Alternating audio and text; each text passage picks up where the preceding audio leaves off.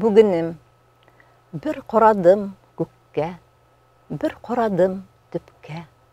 Көклер бұлыт иді, түплер тұнық иді. Бұлыт артларында бардыр бәлки айда, бәлки қияшанда, бәлки құрғашанда, бәлки түн пәрдәсі, дауыл әвәрәсі. Көкні тартқан бұлыт, шымлы пәрдә бұлыт. Тұнық түпкілләрдә бардыр үткілләрдә, бардыр бейіклік дә, бардыр бейіклік дә. Ни булса да анда, қалған бары қанда, түпкә ятқан инде, ұпқым япқан инде. Көк йөзләре бұлыт, ұфықларда тұман, үміткә жан үріп, көккә қарап тұрам. Йыртып таң тұманын, көтәм күн туғанын. Әфәрин, бик матур шигырь, бик зур рәхмәт сезгә, Илсөяр ханым. Исәнмесез, хөрмәтле милләттәшләребез. Бүген Дөнья студиясендә менә шушындый гаҗәеп матур шигырьләре белән, күңелгә тия торган шигырьләре белән безнең яраткан шагыйрәбез Илсөяр Ихсанова. Илсөяр ханым, исәнмесез. Исәнмесез, хәерле көннәр. Мин сезне үзебезнең студиябызда күрүебезгә. Һәм беләсезме, сезнең шигырьләрегез ул ниндидер күңелне ойкый торган шигырьләр. Бу чынлап та теге ниндидер мактау сүзе белән әйтелгән сүзләр түгел. Мин сезнең шигырьләрегезне бик күптәннән укып баручы буларак, бик яратып укый торган кеше буларак әйтәм, аны укыганда ничектер күзгә яшь килә. Синең уйлап та кайвакыт әйтә алмаган эчке хисләреңне, хатын-кыз хисләрен әйтә торган шигырьләр. Менә сезнең бит язмышыгыз да ничектер шундый катлаулы дип әйтимме, җиңел түгел бит. Менә шулай булуга карамастан, сез үзегездә көч тапкан шагыйрә. Сезгә көч каян килә? Яшәү көче. Рәхмәт, иң беренчедән шушы фикерләрегез өчен рәхмәт, чөнки һәр кеше, һәр иҗатчы ул бит үзе өчен генә иҗат итми, ул үзе өчен иҗат итми гомумән дә.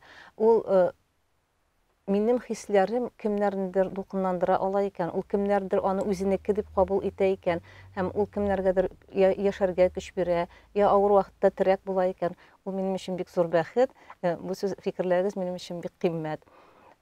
Яшәү көче дигәндә, яшәү көче мөгаен ул һәр кешегә дә иң беренче әлбәттә Аллаһ Тәгаләдән биреләдер. Аннан соң ул бирелә гаиләдә, тәрбиядән дип уйлыйм инде мин. Чөнки әти-әни безне алар ниндидер нутык укып шулай тәрбияләмәделәр, ләкин алар безне үзләренең үрнәкләрендә тәрбияләделәр. Аларның да бит тормышлары балдамай булмады. Аларның да менә авырлыкларны ничек җиңгәннәрен, кешеләр белән мөнәсәбәтләре ничек булганнарын, һәм теге татарда бит инде безнең шундый мәкаль бар, авызында кан булса да төкермә дигән, менә шундый сабырлыклары, алар барсы да мөгаен менә шушы гаиләдән, аларның үрнәгеннән килгәндер. Аннан соң инде аның тирәнгәрәк кирип карасак, ул безнең инде әлбәттә үзебезнең халкыбызның акылыннан, халкыбызның табигатеннән килә торган шушындый безнең көч дип уйлыйм мин. Мин үзебезнең татар халкын бик көчле халык дип саныйм, чөнки менә башка халыклар белән сөйләшкән вакытта да азәрбайҗаннар булсын, казахлар булсын, инде аларның үзләренең дәүләтләре булган халыклар белән сөйләшкән вакытта да алар әйтәләр, без сезгә бик сокланабыз, сез менә шушындый шартларда, төрле вазгыятьтә үзегезнең асылыгызны саклап кала алган халык дип. Шуңа күрә менә бу көч мөгаен менә шушы халкымнан, гаиләмнән һәм иң беренче Аллаһ Тәгаләдән инде. Менә безнең хатын-кызлар бит инде шагыйрәләребезне күз алдында тотып әйтәм инде бу очракта. Алар әлбәттә хатын-кызларга хас булган үзенә бер төрле хис белән язалар бит. Һәр бер шагыйрәнең аның үзенең бер стиле бар, үзенең бер кыйбласы бар дип әйтик. Менә сезнең шигырьләрегездә бик еш кына ничектер табигатьтәге образлар кулланыла, ел фасыллары кулланыла. Сез аларны ничектер бер-берсенә үреп барасыз. Сезнең шигырьләрегездәге теге күбәләк тә, җәйнең бер төсе дә, кышкы буран да әйтик анда, алар ничектер икенче бер төрле сурәтләнә. Менә табигатькә мәхәббәттер инде бу, иң беренче чиратта әйбет табигатьнең шушы гүзәллеген күрә алып, шул гүзәллекне шигъри юлларга сала белүдер. Мин шулай дип уйлыйм. Табигатькә мәхәббәт кайдан килә? Һәр кеше дә бит табигать гүзәллеген күрә ала дип әйтмәс идем.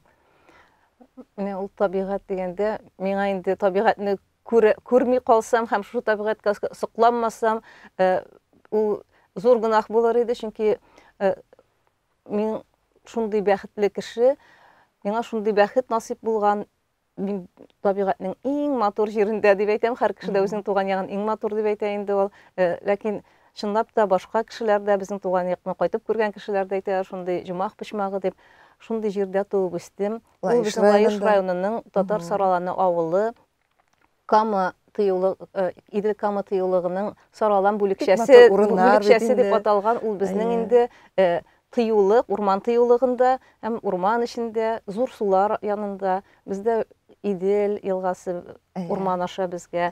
Безнең бу яктан Миша елгасы белән бигрәк безнең Чулман елгасы кушыла. Һәм инде Чулман белән Иделнең кушылган җире безнең янда гына диңгез кебек җирләре. Менә бу кадәр матур җирдә яшәп, аны күрмәй калсаң, ул мөмкин түгелдер инде. Аннан соң кеше ничек кенә әйтсәң дә, без инде теге шәһәрдә хәзер дөнья шушындый үзгәрештә, глобальләшү шартында без бер кадәр табигатьтән аерылган, бер кадәр генә түгел, бәлки күбрәк тә аерылган инде. Ләкин ничек кенә булса да, кеше ул адәм баласы, ул табигать баласы. Һәм ул бербер дә күңеленең авыр вакытта да, күңеленә шатлык килгән вакытта да ул бербер табигатькә кайтмыйча булдыра алмый.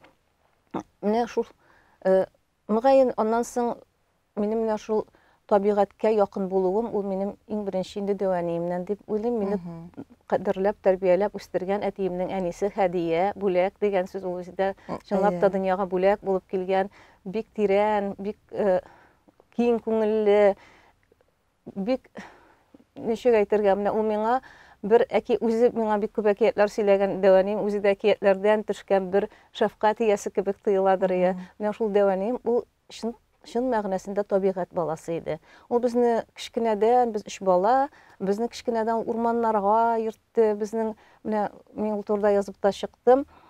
Яз чыккач, безнең яшел үләндә аунарга бара торган шундый бер үзебезнең бер юлабыз бар иде. Мин авылда башка кешеләрне белмим ала йөргәннәрен. Аннан бик узак еллар үткәч кенә, үзем Түгәрәк уен журналында мин эшли башлагач, безгә ул менә сезнең якларда була инде, Чирмешән Чүпрәле якларында булган Каталау еласы турында бер материал керде.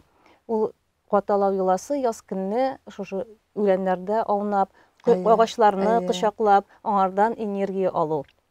Менә әдәванем минем ул тау ягыннан дип әйтәбез инде. Ул безнең Кама тамагы районыннан, Салтык, кече Салтык авылыннан. Менә ул шул бала чагыннан үзе белән ияртеп килгән инде ул безнең якларга бу юланы дип әйтәм. Менә шул алар инде мөгаен иң беренче миңа шулай табигатькә күземне ачкан кешеләрдер. Дәвани тәрбиясе алган кеше гомумән ул бик бәхетле кеше бит инде. Дәванинең тәрбиясе эләккән кеше ул һичшиксез нечкә күңелле дә була, ул тәрбияле дә була. Менә шушы урында әйдәгез бер матур шигырегезне, үзегез теләгән шигырьне тәкъдим итик әле. Җәй калган аланда хузурланып йөрим көз иркендә. Урман тынлык, уйный яфрак. Гомремнең асыл фасылына кирип барам. Бераз ятырак, бераз гына.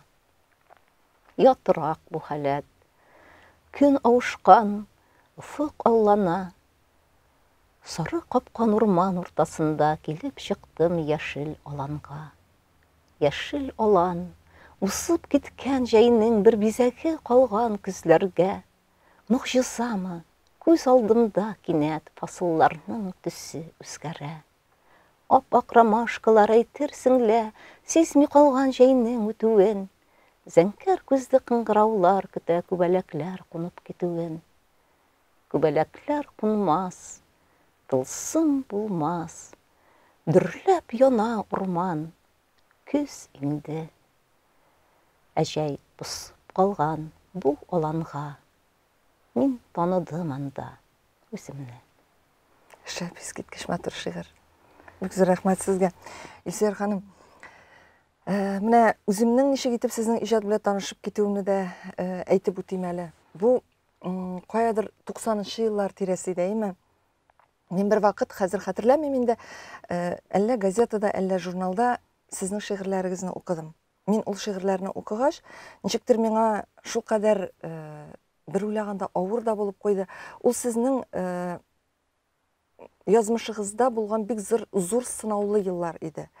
Сезнең ирегезне югалткан еллар иде, Һәм сезнең шигырьләрегездә шул кадәр менә иң кадерле кешеңне югалту ачысы салынган иде. Мин уйлыйм, сезнең шигъриятегездә бу аерым бер чор булгандыр дип.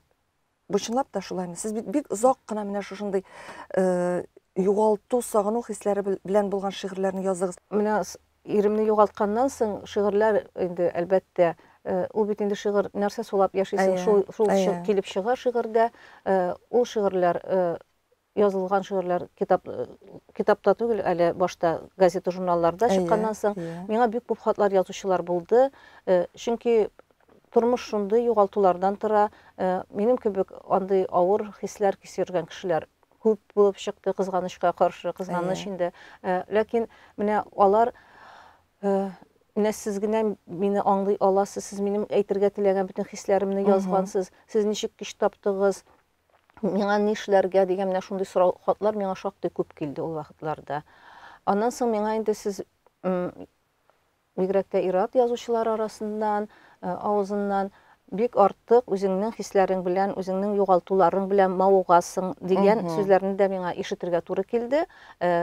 Ләкин аннан соң мин язган бер төркем шигырьләремне гомумән матбугатка бирмәдем, чөнки ул бит шигырь шундый, син бит мин шигырь языйм әле дип утырып язмыйсың, ул синең күңелеңдә нәрсә бар, шул чыга. Һәм мин уйладым, минем бу шигырьләр укучыны туйдырды дигән уй миңа килде, һәм ул шигырьләрнең күп өлешен, шактый өлешен дөньяга чыгармый калдым. Һәм тормыш бит инде ул дәвам итә. Әлбәттә, хәзер дә ул хисләргә кайтасың. Көн саен кеше үзенең хәсрәте белән генә яшәмәй, үзенең борчулары белән, әле тормышның аның башка борчулары, башка мәшәкатьләре бар. Һәм шуңа күрә дөньяга инде икенче күз белән карый башлыйсың. Ләкин һәр вакытта да күңел халәте барыбер чагылыш табып ала инде ул. Күңел халәте, менә бүген кар яуды, бүген яңгыр яуды, яки дөньяның бер матурлыгын күрәсең, ләкин менә синең бу матурлык белән бүлешер кешең яныңда юк. Ул үзеннән үзе килеп керә. Син аны, менә мин бу турыда шигырь языйм әле дип язып утырмыйсың.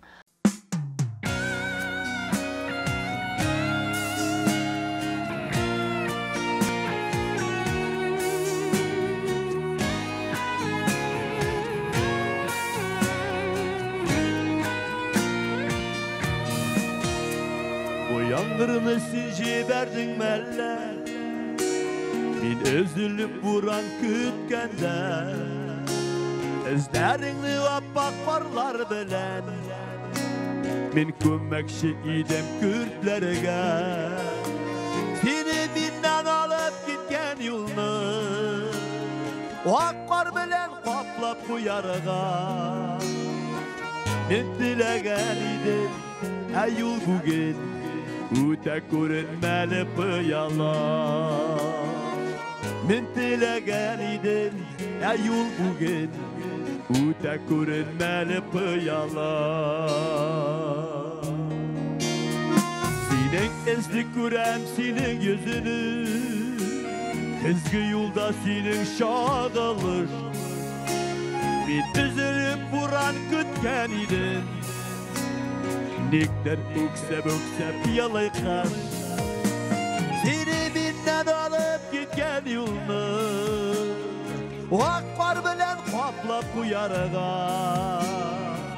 Min telegen idim, ey yol bugün, Üte görünmeli pıyalar. Авыр вакытларда кешегә бит инде уйлау сәләте бирелгән, кешегә чагыштыру сәләте бирелгән. Безнең халыкта өскә карап фикер ит, аска карап шөкер ит дигән шундый бик матур мәкаль бар. Һәм шул вакытларда мин уйлаганы булды, кешеләр тулы гаиләләрен, балаларын, бөтенесен бер көндә югалткан кешеләр бар дөньяларда. Шуңа күрә син үзеңнең хәсрәтеңне генә зур иттереп күтәреп чыгу ул дөрес тә түгелдер, чөнки башкаларны да күрергә кирәк, аларга тагын да авыр дигән. Аннан соң яны күп тапкырлар кабатлаганым булды, ул минем мөгаен тормыш девизима әйләнгәндер. Немец фәлсәфәчесе Гумбольдтның шундый сүзләренә мин юлыктым. Кешенең язмышына караганда, аның шушы язмышына булган мөнәсәбәте мөһимрәк дигән. Син язмышны ничек кабул итәсең? Син аны фаҗига дип тә кабул итә аласың, син аны бәхет дип тә кабул итә аласың, ләкин сиңа бирелгән язмышның матур ягын һәм бәхетле ягын күбрәк күрә белергә кирәк. Менә шулар мөгаен миңа көч биргәндер. Аннан соң әлбәттә миңа иң зур көч биргәне кызым. Минем кызым калды 5 яшьтә әтисеннән. Һәм менә мин аңарга кирәк, мин аны үстерергә тиеш, мин аңарга терәк булырга тиеш дигән менә шушы җаваплылык хиссе. Аннан соң әлбәттә туганнарым, дусларым миңа чын таяныч булган. Туганнарым, дусларым, ул инде туганнарым дигәндә монда үземнең туганнарым һәм ирнең туганнарын да әйтәм. Без инде бүгенгә кадәр без алар белән аралашабыз. Бер аралашабыз түгел, бер туганнар кебек, мин аларны инде үземнең туганнарымнан аерып карый алмыйм. Шуңа күрә мин Аллага шөкер, кайнанам бик озак гомер кичерде, кызганычка каршы 2 ел инде ул юк, ул 100 яшькә җиткәндә генә булды, без аның белән 25 ел әле Илдардан соң бергә яшәдек дисәк тә була инде. Шуңа күрә бер өйдә яшәмәдек. Кыш көннәре ул Казанга килгәндә без инде шулай аның янында була идек. Шуңа күрә менә кешенең таянычы булырга тиеш. Үзенең беренчедән фәлсәфи хиссе, фәлсәфи уйлары белән дә ул үзенә таяныч таба ала, һәм туганнары, дуслары якын тирәлеге дип уйлыйм. Серганым, менә гомумән алганда Яшерин Батырын түгел, еш бара бит инде, лай бит. Менә үзегез үк әйтеп үттегез, кешенең фәлсәфәсе хакында да гомумән тормышка караш, әлбәттә ул үзгәрә, әлбәттә фәлсәфә дә үзгәрә. Менә бүген сезне күбрәк нәрсә борчый? Шагыйрә буларак. Әлбәттә хатын-кыз буларак та. Борчыган әйберләр бик күп. Иң беренче тормышка караш үзгәрү турында әйтеп китим әле. Әлбәттә тормышка караш үзгәрә, һәм инде кеше улыгая барыбер дә җирәгрәк була бара торгандыр. Үткән дә эшләгән үзенең кайбер адымнарына да инде икенче төрле менә мин бу карыйсың. Бүген булса булай эшләр идем дип. Аннан соң дөньяга фәлсәфәрәк карый башлыйсың, фәлсәфә беләнрәк карый башлыйсың. Яшь чакта яшьлек максимализмы бик көчле була, ул минем үземдә гаять көчле булды, һәм ул шулай булырга тиеш дип саныйм мин, чөнки дөньяны алга этәрүче көч менә шушы яшьлек максимализмы, ул бернинди компромиссларга бармыйм дигән шундый нәрсә, ләкин тормыш әкренләп компромиссларга барырга да үз җаена, үз калыбына бару салырга тырыша, ләкин холыкны гына үзгәртә алмый. Менә ул ягы бар. Холык үзгәрмәй кешенең. Инде борчуга килгәндә, әлбәттә шәхси борчулар белән бергә кулына каләм алган кешене дип әйтик инде, менә үзенең язмышын, шушы милләт язмышы белән бәйләгән кешене әлбәттә милләт язмышы борчый. Мине бүгенге көндә иң нык борчыган нәрсә ул безнең туган телебезнең инде менә бүгенге бишара хәле дип әйтер идем мин аны. Ул Яшерин Батырын түгел, без инде әлбәттә сөйләшкән вакытта теге бетмибез дип язып бит Рафис Курманов. Әйе, мин бу фикер белән дә килешәм. Без бетә торган тугалык түгел, ләкин бетү белән бетмәүнең аның шундый аермасы бар. Без ничек һәм нинди сыйфатта без киләчәккә барабыз. Туган телебез безнең чынлап та бик авыр хәлдә. Бу турыда бик күп бәхәсләр бара. Гаиләдә өйрәнергә кирәк туган телне дип әйтә. Бу һичшиксез бу инде бернинди дә бернинди бәхәсләргә урын булмаган сүз, ул турыда сүз дә булырга тиеш түгел. Кеше үзенең гаиләсендә үзенең туган телендә сөйләшергә тиеш. Бу инде моның һич бәхәссез. Ләкин телнең үсеше өчен ул кухня теле генә түгел безнең туган телебез. Ул татар теле, ул иң дөньядагы biz әйтәбез, 14 тел арасында шулай 14 телнең берсе татар теле дип әйтәбез, чөнки Төрки телләрнең нигезе булган тел. Һәм чынлап та без үзебезнең туган телебезне камил белгән рәвештә без халәттә без bütün төрки телләрне бик җиңел генә аңлый алабыз. Бөтенсен булмаса, мәсәлән, менә Якут белән Чуваш безгә бик якын булса да, инде территория яктан, локаль яктан якын булса, без алар белән телләре мәсәлән минем өчен катлаулырак, ләкин менә башкалар белән без инде бик җиңел генә аралаша алабыз. Шуңа күрә менә бу тел ул кухня теле генә булып калырга тиеш түгел. Аның өчен әлбәттә аның кулланылыш даирәсе булырга тиеш. Кулланылыш даирәсе булмаса, без күпме генә әйтсәк тә, өйдә сөйләшсәләр дә ул кухня теле булып кала. Аның үсеше өчен шартлар булырга тиеш. Менә бу иң мөһим әйбер. Менә әгәр инде телгә ихтыяҗ юк икән, син телне өйрән дип кенә кешегә телне өйрәтү мөмкин түгел. Аның менә иң аянышы, мин сезнең белән килешәм, иң аянышы, Илсөя ханым, хәзерге вакытта кайбер кешеләр әдәби телдә сөйләшкән кешеләрне тәнкыйтьләп, сез халык телендә, урам телендә сөйләшергә тиеш дигән менә шундый фикерләрне ишетергә туры килә. Ләкин шул ук телевидениедан булсын, шул ук радиодан шул телдә сөйләшергә кушкан кайбер бәлки әле яшьлекләре белән, бәлки әле нәрсәдер аңламаулары белән андый фикерне әйтә торганнардыр. Менә ул бит инде безнең зыялыларыбыз, безнең телевидение, радио, ул бит инде башкалар урам телендә сөйләгәндә дә әдәби телне җиткерергә тиеш. Хәтта 80нче елларда Казанда бердән-бер татар телен өйрәтә торган мәктәп калганда да бит телевидениелар, радиолар менә дигән итеп матур итеп саф әдәби телдә сөйләгән. Халкыбызны менә шул әдәби телне үзләштерергә ярдәм иткән. Мин килешәм сезнең фикерегез белән. Бу телебезне саклау менә шул әдәби тел дәрәҗәсендә, югары дәрәҗәсендә сыйфатлы булып саклансын. Шулай булганда, әлбәттә, безнең алга таба үсешебез шул сыйфат белән барачак та инде. Менә бу сүзгә әйтеп, өстәп шуны әйтәсем килә, чынлап та безнең телнең сагында торырга тиеш шәхесләр, безнең телнең сагында торырга тиеш оешмалар, алар үзләре дә телебезне бузу юлына күчтеләр. Бу инде безнең телевидение турында әйтсәк тә, безнең кайбер газет, журналлар турында әйтсәк тә, ул бик аяныч хәл. Менә мин үзебезнең бала чактагы берничә сәгать кенә тыңлап, рәхәтләнеп, теге тәмле әйбер көтеп алган кебек көтеп алган шушы телевидениене күз алдыма китерәм.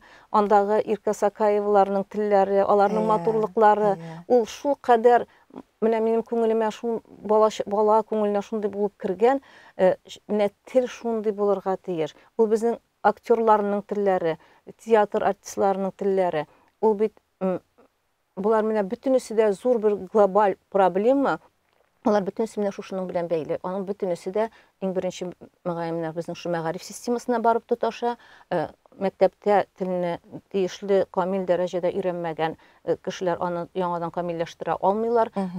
Аның төп проблемасы менә шушы безнең мәгариф системасына барып тоташа. Һәм инде әлбәттә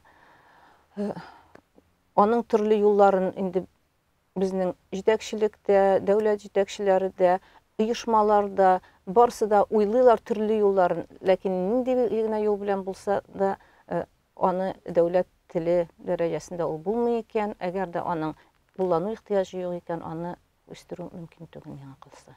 Илсөя ханым, менә сез бит безнең бүгенге көндә Татарстан Язучылар берлеге рәисенең урынбасары булып та эшлисез бит. Сез мин белән көн сайын диярлек сез командировкада, каядыр барасыз, каядыр йөрисез, очрашулар үткәрәсез бит.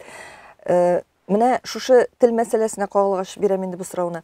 Мәктәпләрдә еш булырга туры киләме? Очрашулар гомумән менә элек бит без көтеп ала идек мәктәпләрдә шагыйрьләр килгән, аларның шигырьләрен тыңлауларына, ул шундый рәхәт нәрсә иде. Менә шунда таныша идек инде без шагыйрьләр белән, бит. Аннары соң шигърияткә мәхәббәт шуннан барлыкка килә иде.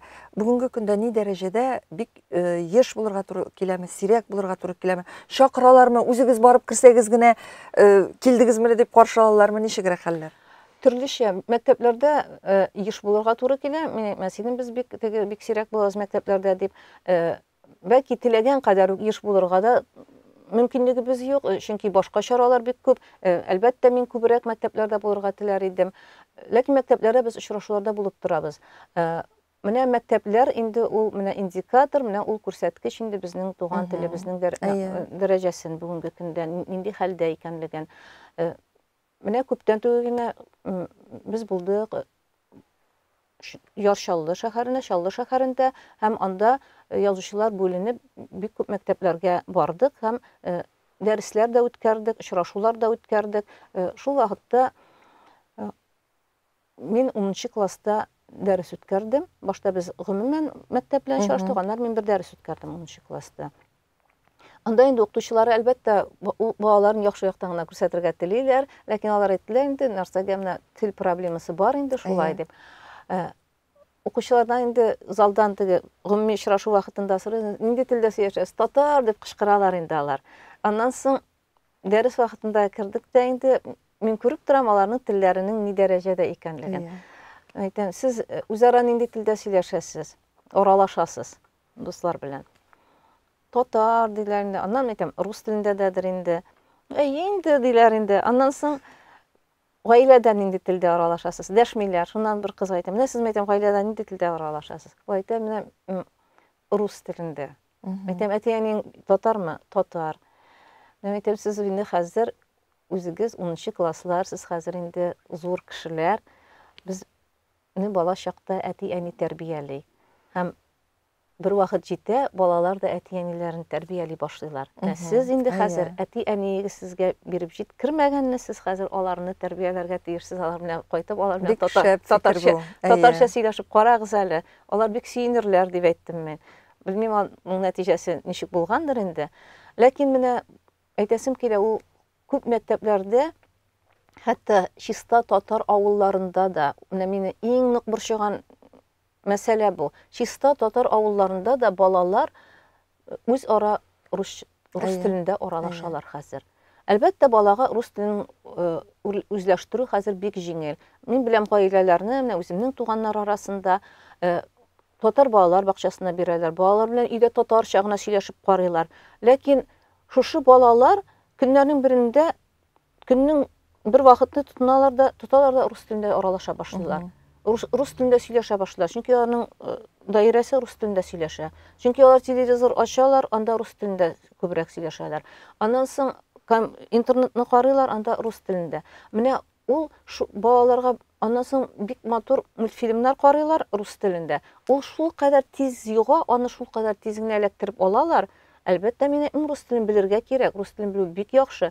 Ләкин ул бит үзеңнең телең хисабына булырга тиеш түгел. Менә бу шулай ук проблема. Шып-шынлап инде без дөреслекне күзенә карап әйтәбез икән, бүгенге көндә безнең мәктәпләрдә туган телебез мөшкил хәлдә. Менә бу глобаль проблемага әйләнде инде ул. Әлбәттә, ул теге бер генә мәктәптә укытучы гына хәл итә торган нәрсә түгел. Бәлки менә шулай сөйләшә, менә сез дә бит әле балаларга әйттем дисез. Ул ничектер барыбер теге тамчы ташны яра дип әйтәләр, ул үзенең ниндидер бер нәтиҗәсен бирер инде ул. Шул ук вакытта безнең менә татар яшьләре арасында бик матур итеп сөйләшүчеләр дә бар. Шуңа күрә без әле өметне өзмибез бит. Без әле менә бу татар яшьләре дигәндә, инде ул татар яшьләре безнең 90нчы елларда тәрбияләнгән яшьләр. Менә ул безнең балалар чоры, алар татар телен беләләр, яхшы беләләр, татар телендә сөйләшәләр, аралашалар. Менә бу бер. Ләкин аларның да күпмедер бер өлеше генә, бөтенесе түгел. Мин үземнең кызымның дуслары арасыннан, үземнең туганнарымның балалары арасыннан, шулар күзәтүләремнән чыгып әйтәм. Инде менә 90нчы еллар алар чынлап та үзенең җимешләрен бирде. Ул еллардагы әле менә ул бик матур аралаша торган балалар, бүгенге көндә алар тырышып үзләренең балаларына туган телне бирергә азапланучылар дип әйтим инде. Аларга бик рәхмәтле, чөнки менә шундый яшьләребез әлбәттә бар. Ләкин менә алардан соңгылары нәрсә була? Менә бит бусы бик каты борчый торган проблема.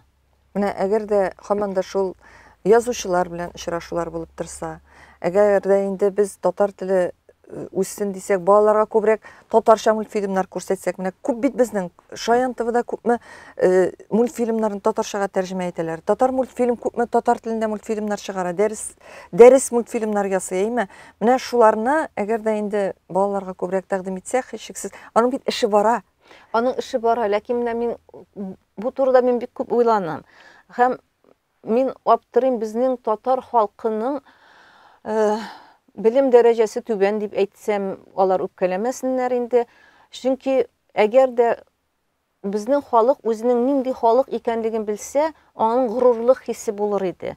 Аның горурлык хисе булса, ул һичшиксез телен инде иң беренчеләрдән булып телен беренче урынга куяр иде. Менә ничек безнең татар халкында горурлык хисен уятырга һәм аның үзен кем икәнлеген үзенә ничек аңлатырга, башка халыкларга түгел, татарның үзенә ничек аңлатырга. Менә бу мәсьәлә мине бик борчый. Үсәр ханым, бу очракта мөгаен радио һәм телевидениедә махсус проектлар булырга тиештер. Рейтинглы тапшырулар гына түгел, туган телебезгә мөхәббәт уята торган, менә бу горурлык хисен уята торган шушындый документаль фильмнар, проектлар гомумән тапшырулар булса, һичшиксез ул булырга тиеш. Ләкин алар барысы да бик уйланып эшләнергә тиеш. Мин бөтенләй эшләнмәй дип әйтмим. Ул бездә эшләнә, күбрәк телевидениедә дә тырышалар. Ләкин аның әлеге дә баягы тагын сыйфаты турында бик уйланырга кирәк. Мин берничә тапкыр менә безнең татар теле өйрәтә торган тапшыруны карадым. Хәзер ул барадырмы, юктырмы, бу хайраннан күптән булган хәл. Мин ачып карадым да, менә татар телен белми торган кешеләргә татар телен өйрәтә торган тапшыруда мин дә хәтта минем лексиконымда да булмаган татар сүзләрен өйрәтәләр. Аларга әле әти-әни исәнме, саумы дип аңлатырга, сөйләшергә өйрәтергә кирәк. Анда ниндидер агачларның татар телендәге тәрҗемәләрен, анда бодайдыр, арыштыр, нәрсә аларның тәрҗемәләрен, тагын ниндидер үсемлекләрнең бездә аны татар телендә әйтмибез, хәтта кайбер аларның тәрҗемәләрен, анда тукран башларны өйрәтә башлаганчы элементар әйберне башларга кирәк. Лексикасында кирәкмәле юкмы ул бүгенге көндә?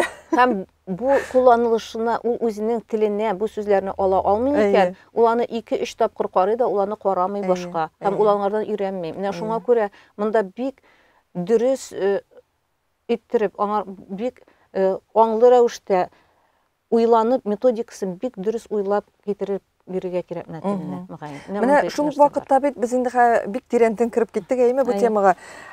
Шул вакытта бит чит илдән килгән күпме студентлар татар телен өйрәнәләр. Менә шаклар катасың. Димәк, татар телен өйрәтү өчен мөмкинлек бар.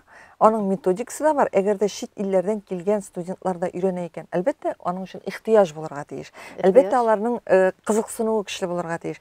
Һәм без инде менә иң беренче чиратта ниндидер кызыксыну чарасы итеп телнең кирәклеген төшендерә алырга тиеш. Телнең кирәклеген төшендерә алыр өчен, шуңа күрә аның өчен безнең менә бу тарихны да белергә кирәк, үзебезнең нинди халык икәнен дә белергә кирәк, үзебезнең телебезнең нинди зур тел икәнен дә белергә кирәк, төрки дөньяның нәрсә икәнен дә белергә кирәк, һәм безнең тел белән кайларга барып була, кем булып була икәнлеген дә белергә кирәк. Менә шушы иң беренче горурлык хисләрен дә уятырга кирәк. Әйдәгез, менә шушы урында без сездән бер шигырь тәкъдим итик әле. Чөнки шигърият ул шулай ук телгә мәхәббәт тәрбияле бит. Татарстаным, ватаным син минем, газиз җирем, туган йортым, туган нигезем. Нигезе бар кеше бу дөньяда ышанычлы тоя ул үзен. Ул ышанып карый килер көнгә, киләчәккә карап гамләнә. Туган халкы өчен яшәү аның тормыш максатына әйләнә.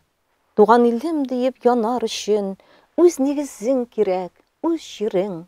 Татарстан гамле өметем дә, йөрәк әрнүем дә син минем. Кайнап торган дәрья бүген дөнья, йотылып бара телләр, халыклар. Милләтеңне саклап калыр өчен кирәк дастандагы алыплар. Шунбай зирәклеге кирәк безгә карар кылмас өчен ашыгып. Шундый заман без яшәргә тиеш, әкиятләрне чынга ашырып.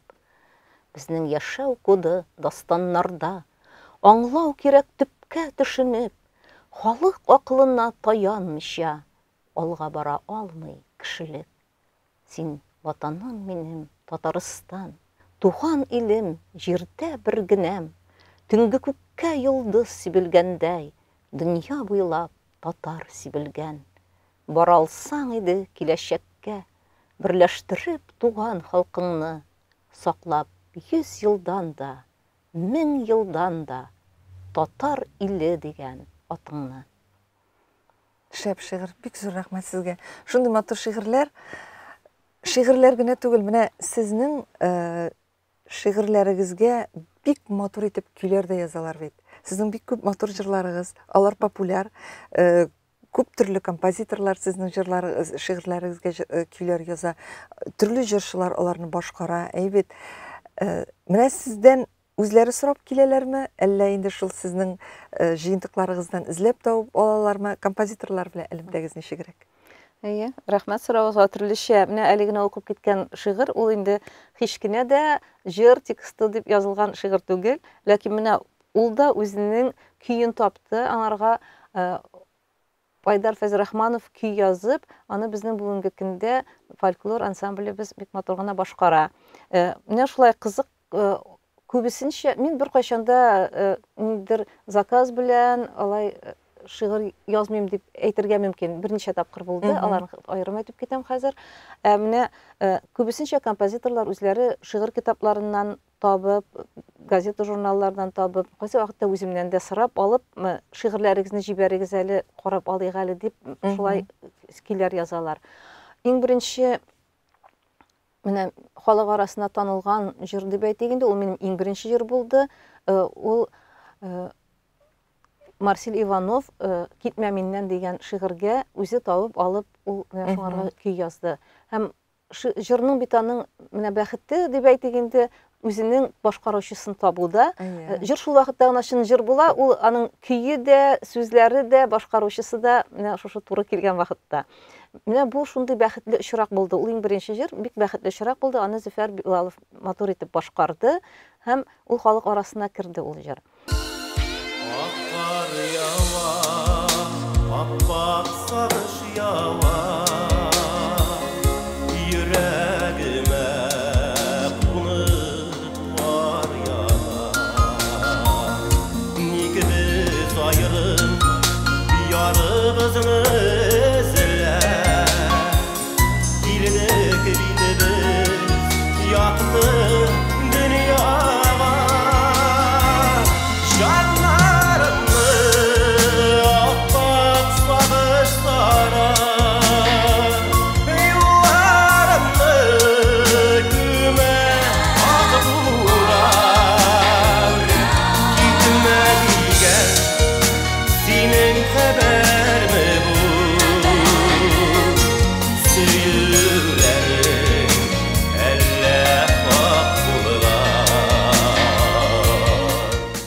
Ondan soң biz Алмаз абый Насыпов белән иҗади элемтәдә яшәдек. Ул Мәскәүдә иде инде ул вакытта. Шулай ук ул мине үзе эзләп тапты. Аңа минем шигырь китабын бүләк иткән булып чыкты безнең композитор Шамил Шарифуллинның хатыны Наиля ханым. Һәм ул миңа Мәскәүдән шылтыратып, менә мин шундый сүзләрегезгә җырлар яздым.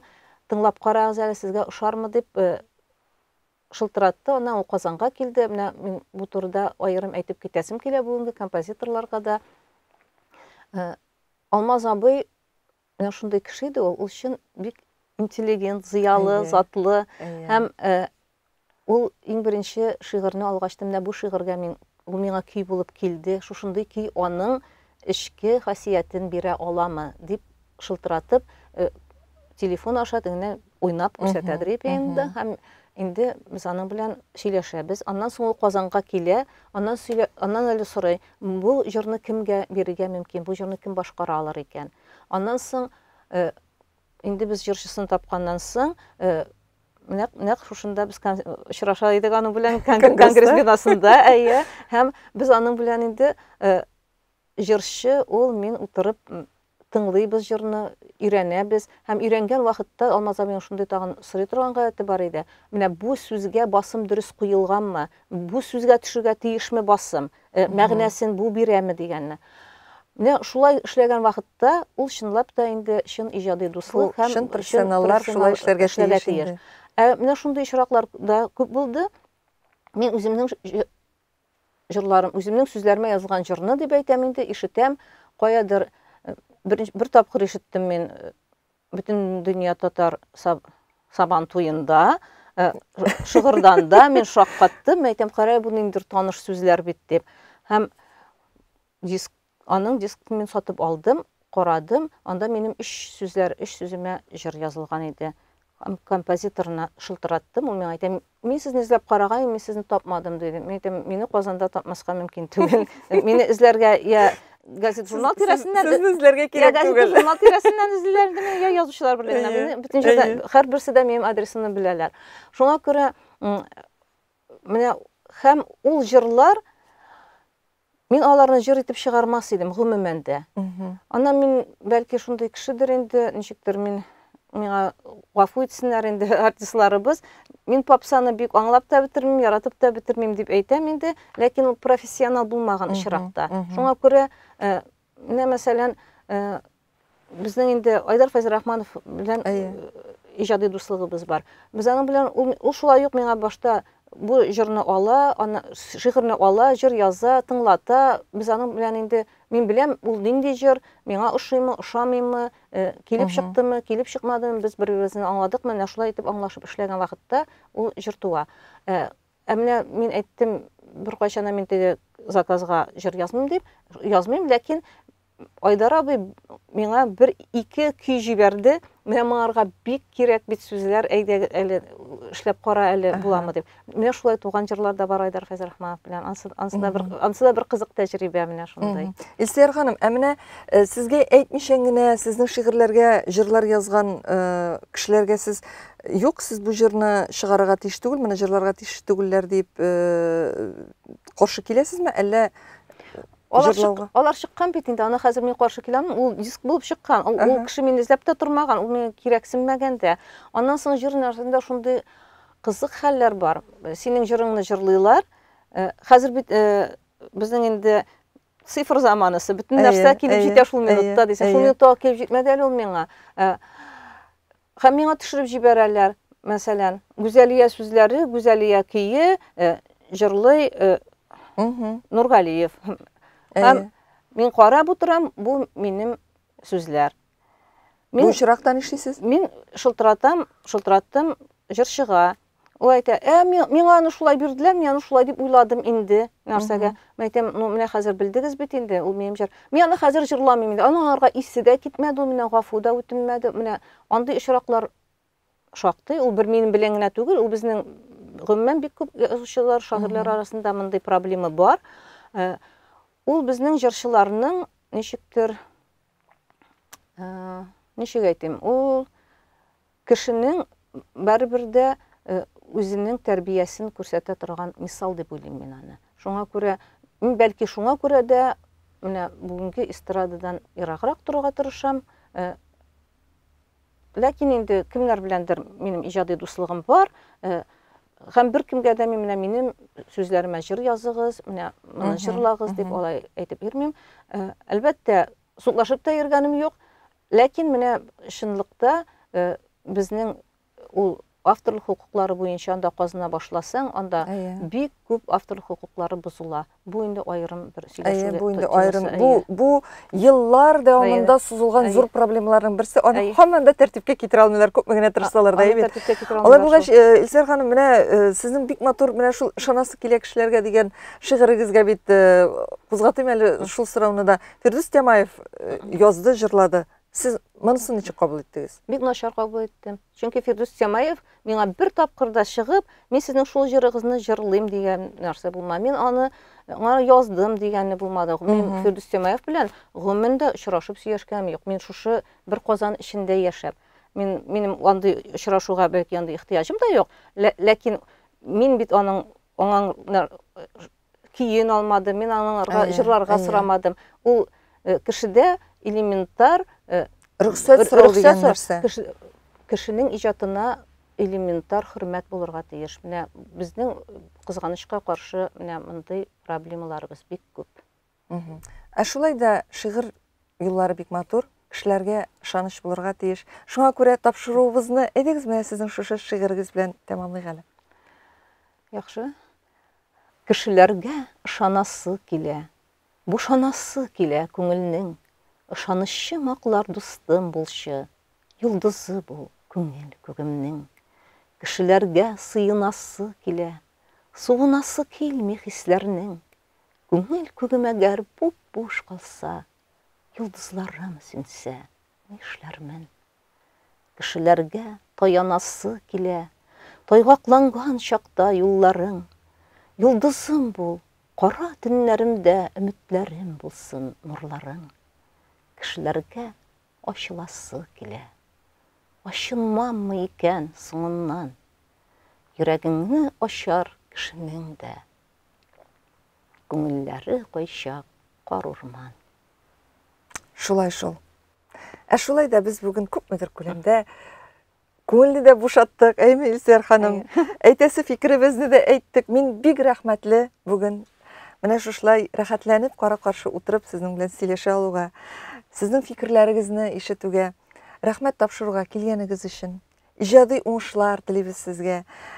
Иҗат шишмәгез саекмасын. Әле без сездән киләчәктә дә бик матур шигырьләр көтеп калабыз. Һәм әлбәттә сез бит әле проза өлкәсендә дә үзегезнең каләмегезне шактый сынаган кеше. Без сездән бик матур хикәяләр дә көтеп калабыз. Иҗатыгызны халкыбыз яратсын, укучыларыгыз күп булсын. Һәм әлбәттә инде ул шигырьләр радиодан да, телевидениедан да яңгырасын һәм матур көйләр язылып халкыбызга онытылмас булып күңеленә кирип калсын иде. Бик зур рәхмәт сезгә. Рәхмәт, сезгә дә бик зур рәхмәт. Сездә халык өчен бик файдалы, бик кирәкле, бик зарур эш белән мәшгуль һәм менә сезнең бу тапшыруларыгызны, сезнең халыкка җиткерәсе килгән фикерегезне ишетсеннәр, аңласыннар һәм үзләренең горурлык хисләрен үстерсеннәр иде. Амин. Бик зур рәхмәт. Хөрмәтле милләттәшләребез, бүген Дөнья студиясендә халкыбызның яраткан шагыйрәсе, танылган шагыйрәсе Илсияр Ихсанова иде. Әңгәмәне Энҗе Шәһиддинова алып барды. Киләсе очрашуларга кадәр саубуллашабыз, кешеләргә ышанып һәм таянырдай дусларыбыз булсын иде дигән теләктә калам.